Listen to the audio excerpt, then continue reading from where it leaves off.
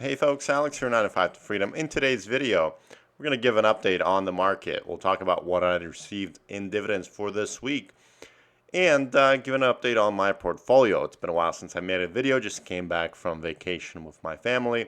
Really wanted to take a little bit of a break from everything finance, all this kind of stuff, and didn't really have an opportunity to make any videos. So, that being said, let's hop into it. If you're new to this channel, my name is Alex. On this channel, document my journey investing into high yield dividends as one of my income streams to achieve financial independence and leave my corporate job. Now, my plan is to have 4 streams of income, which is primarily from this dividends that I'm tracking on this channel, my real estate income, YouTube income, and other income such as day trading. So if you like this kind of content, make sure you subscribe and leave a comment below. Let me know what you think. We also have a free Discord, so make sure you check out that link in the video and check out our community. So let's hop into it. We'll start out with just what's going on in the market. S&P 500 is up 0.85% in the past 5 days.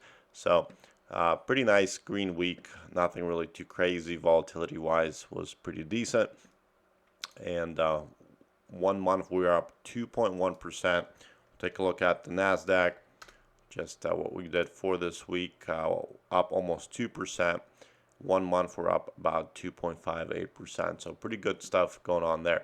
We'll hop over to the dividend tracker. This is where I track all of my dividends. And by the way, folks, I do have a video where I teach you how to make your own dividend tracker. This is using Google Sheets. It's absolutely free. Make sure you check out that video. It's in my playlist on how to get started with dividend investing.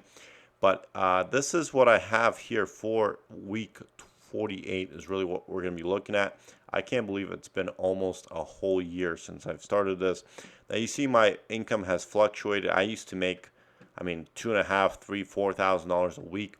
But in reality, a lot of that was due to some of these funds that weren't really keeping up with their NAV. So they were kind of paying back my own money, which I did not appreciate. Now this is something that I think people are finally starting to wake up to, is the fact that a lot of these high yielders, often a lot of them are from companies like YieldMax, where they're offering 50, 60, 70, 80, 100% distributions, but really what you're getting is your own money back. You're getting taxed. They're making the crazy fees on investing into these funds. So I think folks are waking up finally, and I've experimented with a lot of stuff. I started out really safe in the beginning of the year, that went a little bit crazy throughout middle of the year, and I'm kind of getting back to where I started with. Now, my portfolio has shifted quite a bit throughout this year for numerous reasons, not necessarily from taking losses, but from deciding to pay off some stuff instead. But this is what I got for this week, folks. Don't want to bore you to death here. Week 48. So this is November, starting from November 30th. I got $93 from XDT, 150, almost $154 from QDT, Maggie, 72 bucks, 10 bucks from HOW, 29 bucks from Blocks, and nothing else. Now, I use this color code here just for me to kind of remember, keep track of what weeks pay what. But the ones in the green, these will pay me pretty much on the same week here. As you can see, the previous week I got the payment there. And then in this light red, this is a different week that I would get paid at. So they pay pretty much every 4 weeks on these monthlies. So nothing from either one of these for this week. But, the next couple of weeks, we should be getting some payments. So this is one of the lower months. One of the lower weeks, $359.02 for the week. But that's what I got. Let's talk about my dividend income. So this is a calculator I have. This is basically just a breakdown of all my positions right now, what I have invested. The stuff in the yellow, I don't have this yet. This is something that I want to build up. So every time I purchase more shares, which I've done this week, I lower this amount. And really my target is for 2026, by end of the year, I want to be able to make roughly $40,000 in actual dividend income.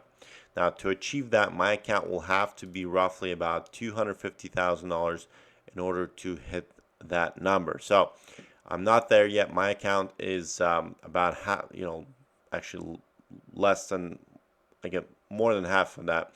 I'm looking looking to build that up. I'm at like 115,000 right now, so I have to get up to 250,000 to really make that 40 grand in income. And so this is what I have right now. So the stuff in the white is what I'm actually making, projected to make right now, which is roughly $25,500 is what I'm projecting. So I did pick up some shares. As you can see here, these are my weekly payers. Now these ones I highlighted in this light blue, basically saying that they're kind of overpaying at this point. So I can't really rely on them in long term, because right now they're paying somewhere around 30%. A lot of these, and if we have a bear market or anything like that, we'll be kind of getting our own money back, which kind of gets us back to the same issue I mentioned before, is we don't want to eat out our NAV to get our dividend. So I'm not looking to sell them right now. I'm still bullish, so I'm just going to collect the dividends right now. But long term, I'm not going to really count on them. I'm not buying really any more shares. I'd like to build up the other funds like from T-SPY, TDAC, and T-SPY, from NEOS funds like SPY and QQQI, which I did add a few more shares on that. So you can see here, this is the number of shares I have, and this is the dividends that we are receiving from these funds. So right now, on track for $25,000. Target is $40,000. Next one here, this is my escape plan. Now, if you've seen this video before, I kind of get into this pretty much end of every week. Really, what I'm doing, like I said, I'm looking to build 4 streams of income, and really I have a set out target of what I need for that income to support my lifestyle. So I am young. I'm in my mid 30s at this point. I do have a young family with children, and I have to kind of look in the future. I'm not looking to just accumulate a bunch of money and rely on 4% and just lay on the beach for the rest of my life. That's not really a reality for me. I'm an active person. I want to be able to do stuff, create. My main goal is to leave the corporate life that I'm in. So to do that, I've decided to build the 4 streams of income. But before I can call it quits, I do have to pay off some of my liabilities, which are listed here. I have a little bit of credit cards, which are at 0%. I do have still a car loan and a HELOC on my house that I want to pay off. So as you can see here, my original balance, and this is when I really started out this plan a few weeks back, was at 263,762. That balance has decreased down to 262,655 now. As you can see here on my Fidelity card, that actually went up slightly. I do have something that is still paying automatically that I have to shift over, so I have to adjust that. I did lower the balance on the other cards and my car loan, and the HELOC balance went down as well. Now my retirement goal is, again, the retirement in loose terms, as in leaving the corporate life, is I'd like to make $150,000 between my 4 streams of income that I'm building on this channel, which roughly gets us to about $2,885 a week is really what I need to support the same lifestyle. Now, obviously in like a downturn market, I wouldn't need all of the $150,000, so I can capitalize on shifting some of that income stream into, let's say, buying the dip or something like that. But this 150 would include like the travel expenses that we have, or like the insurance expenses that I would have having my insurance outside of the corporate job. So right now, this is my current, and let me zoom in here, make this a little bit larger to see income streams. So this is the current income streams. Real estate income, I'm making roughly about a little bit under $47,000. Dividend income, again, this is projected about $11,000. It is based on the previous few months. YouTube income projected about $7,000 a year. And other income, I just have this at 0, even though I have been successful in making some money with the day trading. And W2 income, this is like my take home. This would be after all the deductions and everything like that. Now I do invest a lot into like my 401k and all that.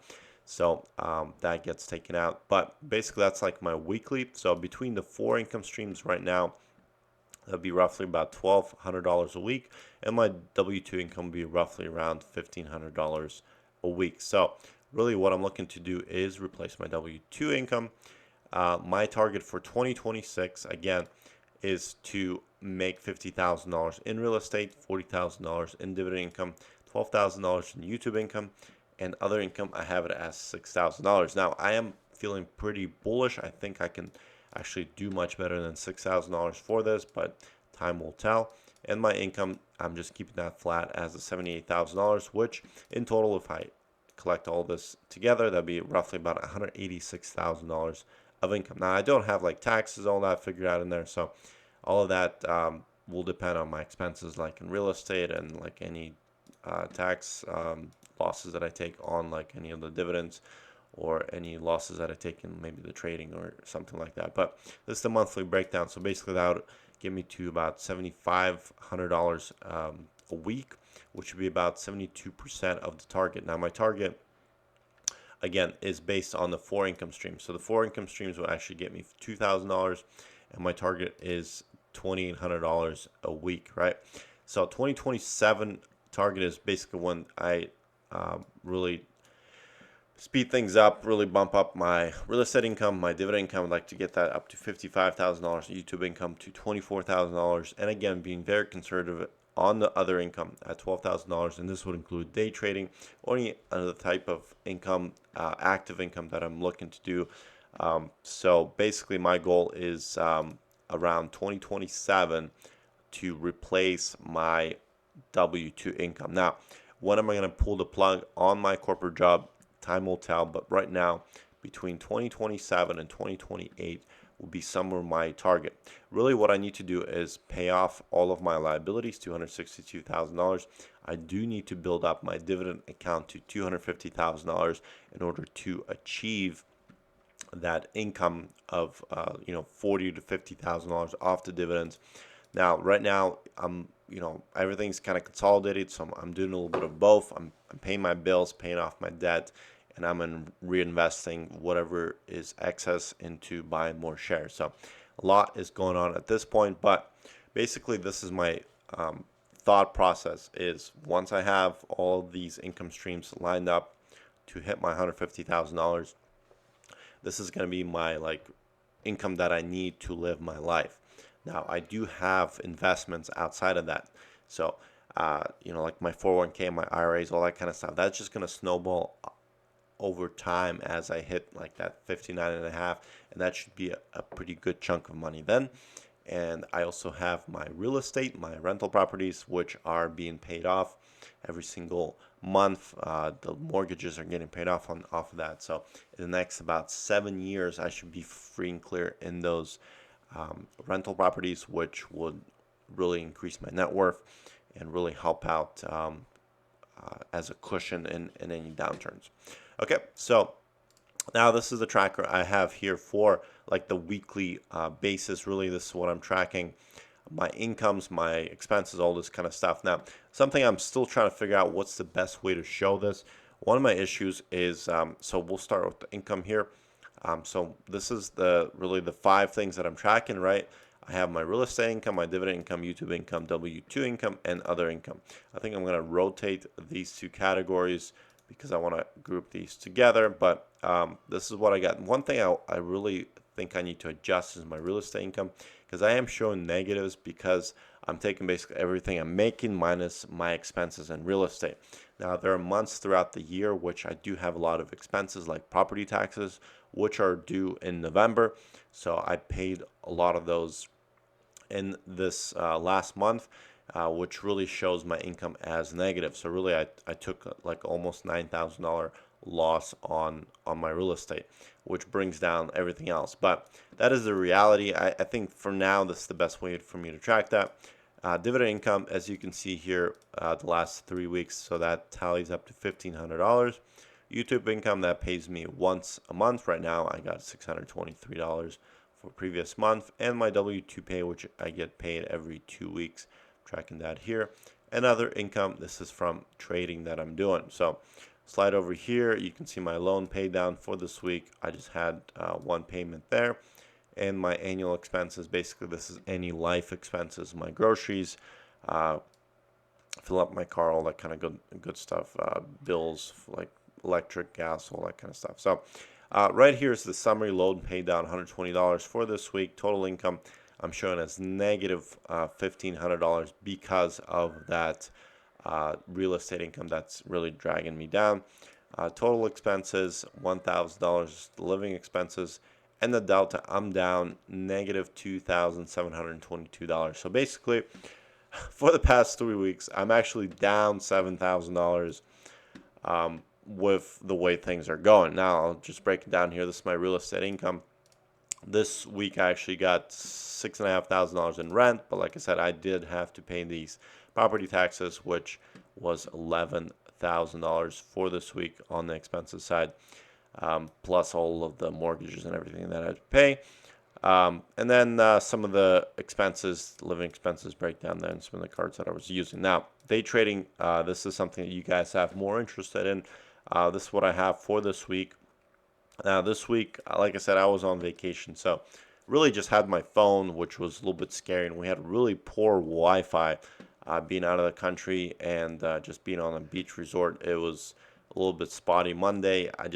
I got, we really got to the resort on Saturday afternoon, and then Monday was really my first day, and the internet was so spotty where I was at. I was not having any luck, and I was just glad to just break even. So it was just $7 for that day. Tuesday, I decided not to trade anything at all. Wednesday, I made $288.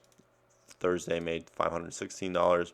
And Friday was just like a dumb day. Just like I had all these, I just over traded and basically ended the day with a loss of $99. For the week, I made $712. And for the past 3 weeks, I'm up $3,800 in my trades. So that's what I got going on, folks. Like I said, once we get a little bit more track record, and I'm going to be tracking this on every single week basis. But once we start getting into the next few weeks, hopefully my real estate income will start showing in the positive, and that should average everything out into the future. So that's what I got going on. We'll hop over into my Robinhood account, and this is what I have going on here. I'm at $114,962. So for the week, we did pretty good. We're up 2.15%. So everything is looking pretty good. We'll jump over to Robinhood Legend. I'll just show you there all of my positions. My equities here will adjust by market value. Okay, my largest position in QDT, I'm up 1.7% on this as a whole.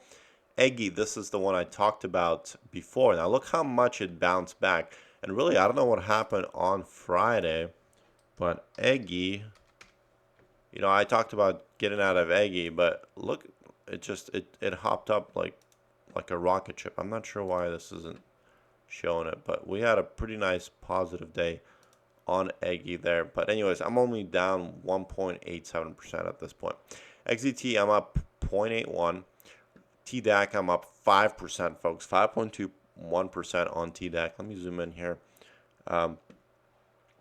Moving down here, Maggie, I'm down 2.69%. QQQI, I'm up 3%. My gold position, I'm up almost 4%. T-SPY up 2.6. SPY, I'm up 2.2. Blocks, I'm still down 22%, folks, on blocks. EggQ, this is a position I started to build up, and I'm up almost 7% on that. And HOW, I only have 20 shares of this, but I'm down 26%. So overall, pretty good. I do like seeing a lot of this green. I think finally my portfolio is maturing, and I could see long term how this would actually be sustainable as opposed to some of the stuff I was doing in the last few months. Now let's just hop over to some of the stocks I was investing in earlier this year. Ulti had a reverse split, so this reverse split around $4. It went up to $40. As you can see, it's down under $40 right now. We'll look at WPay, what we got going on there. WPay is floating at $47.13. This one I had like a huge position on. I got in at around $53. Took a huge hit, took a huge loss, decided to get out of it. I did not like some of the underliers like MSTR that it had. This is a very volatile and very risky play. As you can see, it's down 26% in the past month, 54% down in the past 6 months. So, lots of information, folks. Obviously, I had to jam pack everything since I was off the whole week. Hopefully, you stuck around. Let me know in the comments what you guys are investing, what you're buying, what new funds you guys found out. If you figured out how to leave your corporate job or not, hop over to Discord. We got a great conversation, lots of interesting people with interesting strategies. So, make sure you check all that out and enjoy your Sunday, folks. Take care.